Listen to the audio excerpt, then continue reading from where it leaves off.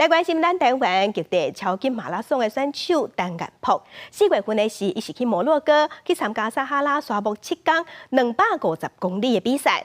4月30日时，伊已经完成比赛。伫1085个选手当中，伊排第41名。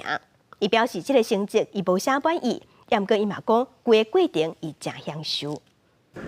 为加拿大约空700公里极地无休困花决赛，到摩洛哥撒哈拉沙漠250公里超级马拉松比赛，陈彦博为设地到沙漠只隔2个月，零下70度甲沙漠45度到85度的温差，到会无什么时间调整适应，就开始比赛。确保我们的危机最终启动。新会台湾唯一参加比赛选手，伊带来国旗绑伫起终点附近高啊。比赛前2天有山顶坡，能见度不到10公尺，因讲是一直咧食山。7天2夜250公里，伊将排胞重量控制伫6.48公斤，逐天只食2100卡路里。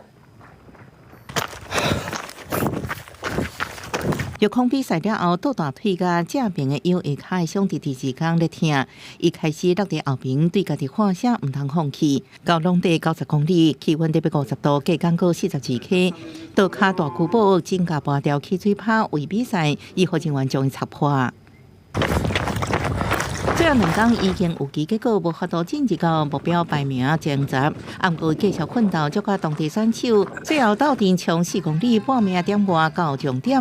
1085位选手当中排名41名，伊伫面册发文，结果不如预期，不过态度家己应决定，享受选择上爱代志，多谢大地互伊学习。下一场休困了后，搁出发。